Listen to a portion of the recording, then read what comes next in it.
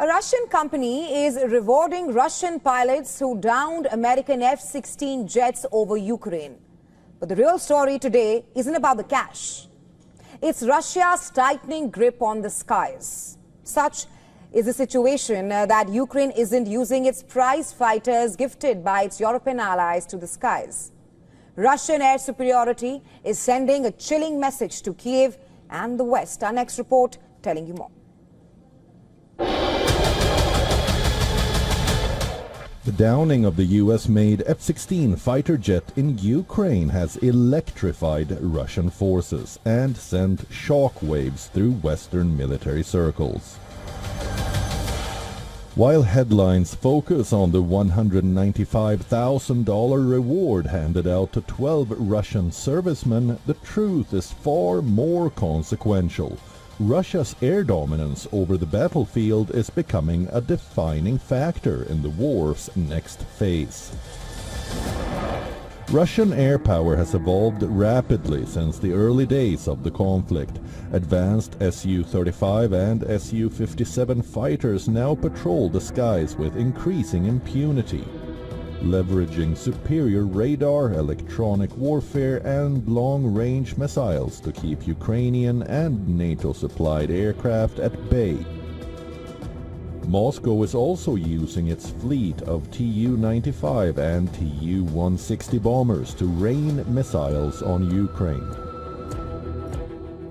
Russia's integrated air defense network, bolstered by S-400, has become a nearly impenetrable shield, forcing Ukrainian pilots to fly low and take enormous risks just to survive.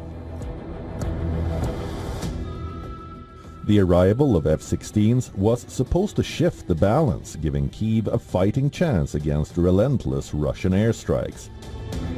Instead, the battlefield equations show that taking on the Russian Air Force isn't easy. It's also a warning to any future Western aircraft entering the fray. The message is clear: the skies over Ukraine remain a deadly place for anyone challenging Russian supremacy. As Ukraine pleads for more advanced jets and air defense systems, Russia's Air Force continues to adapt, innovate, and dominate. The bounty is a footnote. The real prize is control of the air, a prize that for now remains firmly in Russian hands. Bureau Report, WION World is One. On board India's first indigenously built aircraft carrier, INS Vikrant, India's Defence Minister Rajnath Singh sent out a stern message to Pakistan that any act of terror from Pakistan will be considered an act of war. In a clear message on India's stance on national security and its readiness to respond decisively, Rajnath Singh said, Operation Sindoor is not just a military action, but India's frontal assault against terror. हमको जब समझ लेने की जरूरत है, आतंकवाद के जिस खतरनाक खेल को वह आज़ादी के समय से ही खेलता आ रहा है, उसकी मियाद अब खत्म हो चुकी है। अब जब भी पाकिस्तान भारत के खिलाफ किसी आतंकवादी हरकत को शह देगा, तो न केवल उसका खामियाजा उसे भुगतना पड़ेगा, बल्कि हर बार की तरह उसे हार का भी सामना करना ही पड़ेगा। Rajnath also called on Pakistan to hand over designated terrorist Masood Azhar and Hafiz Saeed to India, adding that the two terrorists not only on the list of most wanted terrorists in India, but also on the UN's list of designated terrorists. He further asserted discussions with Pakistan will focus solely on terrorism and Pakistan-occupied Kashmir. Pakistan के हक में यही बात होगी कि वह अपनी जमीन पर चल रही आतंकवाद की नर्सरी को अपने हाथों से उखाड़ देंगे। इसकी शुरुआत उसे हाफिज सईद और मसूद अजहर जैसे आतंकवादियों को भारत के हाथों में सौंपने से करनी चाहिए। यह दोनों न केवल भारत में मोस्ट वांटेड टेररिस्ट की सूची में हैं, बल्कि ये यूनाइटेड नेशंस की डेजिग्नेटेड टेररिस्ट की लिस्ट में भी शामिल हैं। Lauding the Indian Navy's decisive yet silent role in Operation Sindoor, Rajnath Singh credited the carrier battle group of keeping Pakistan's military on the defensive during India's counter-terror operations. Commissioned in 2022 by Prime Minister Modi, INS Vikrant is India's first indigenously built aircraft carrier and a powerful symbol of self-reliance in defense manufacturing. The deployment of INS Vikrant is seen as a crucial step towards reinforcing India's naval capabilities in the Indo-Pacific region. For the first time in India's military history, women cadets marched out of the hallowed portals of the National Defence Academy, proud, fierce and unbreakable. The first batch of 17 women cadets graduated alongside 322 male counterparts today. 17 women, 17 dreams forged in discipline, sweat and resolve. They marched into history not with banners, not with slogans, but with grit in their hearts and fire in their stride. At least 339 cadets were given degrees during the convocation ceremony of the 148th NDA course that trains cadets for the Army, Navy and Air Force. Even as the nation celebrates this moment far away from the limelight, 7 women of the border security forces have written their own chapter of bravery. 7 BSF women defended 2 forward posts for 3 days and 3 nights in the Akhanur sector of Jammu and Kashmir. That's during Operation Sindoor. The women personnel manned important positions, delivering heavy retaliatory fire on Pakistani locations. The all-women team were offered the option to withdraw as well, but they not only defended the posts, they also sent Pakistani soldiers fleeing for their lives. What makes this instance of bravery by the women soldiers even more noteworthy is the fact that this was their first active combat engagement. Some of the women personnel who engaged in direct fighting had joined the forces as recently as 2023. Their courage under fire not only saved critical posts, but also proved that the Indian women soldiers, or our very own warriors, are second to none in discipline and resolve.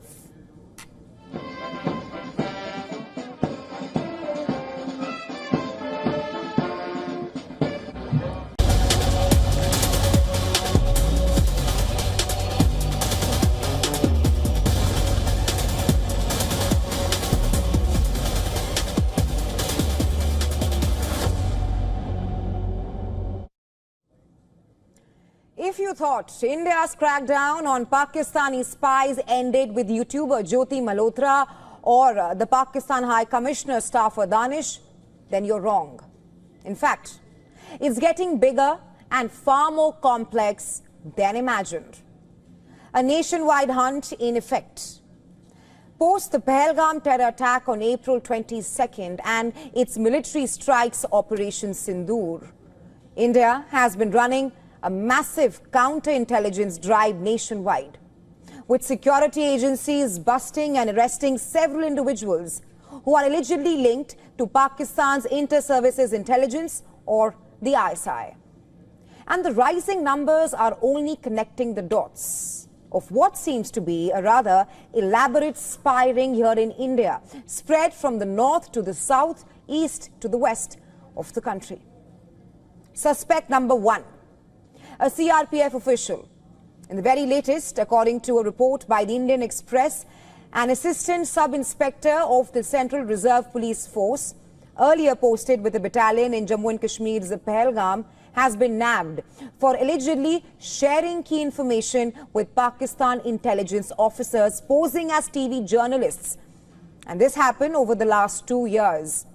The information shared by him involved key details, to name some, such as Union Home Minister Amit Shah's visit to J&K, that's hours after the Pahalgam terror attack, or the closing down of 50 tourist spots, as well as the movement and strength of CRPF troops.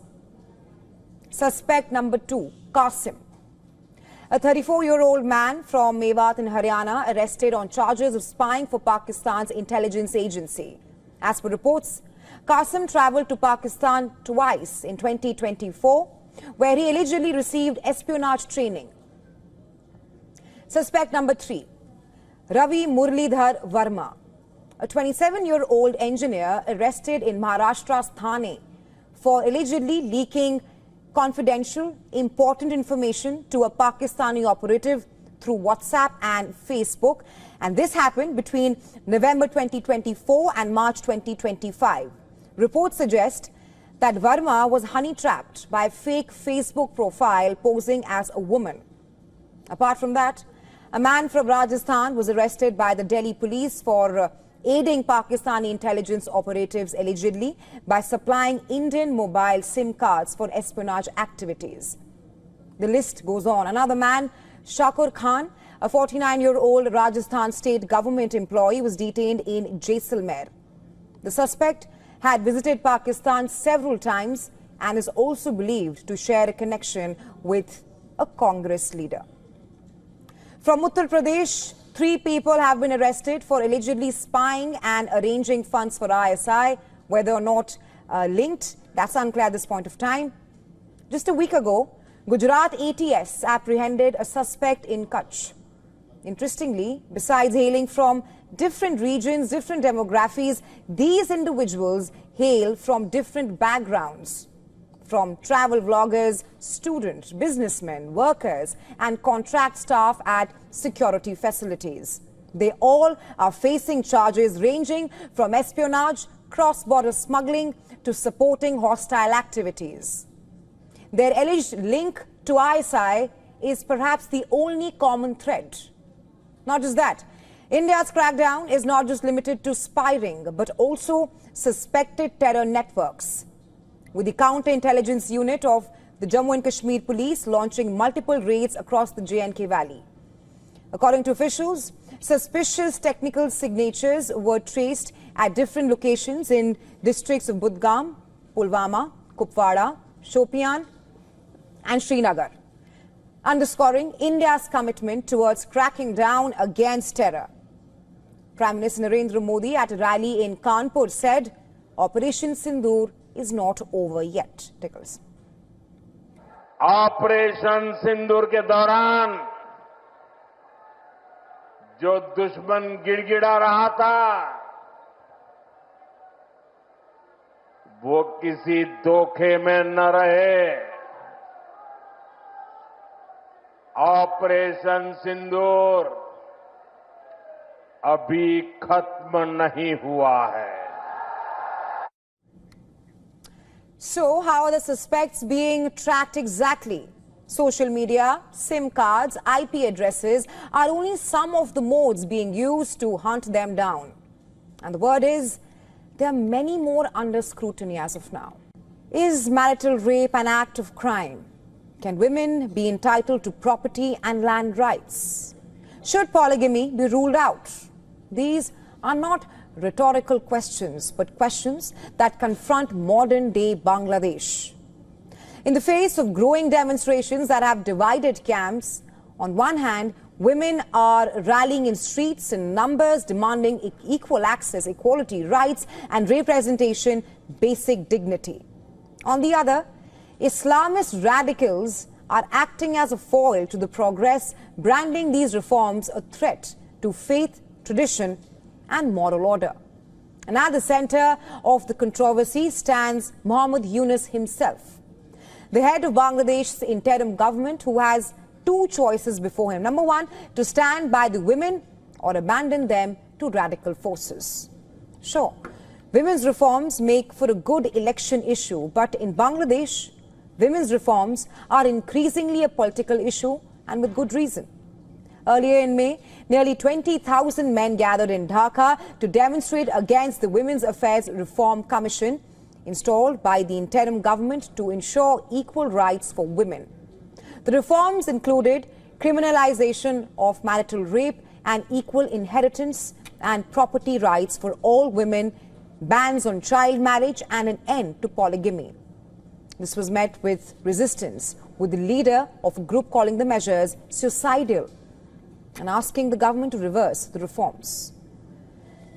And today the backlash is swelling. This is perhaps a true litmus test for the Yunus government to walk the talk on the values he speaks about.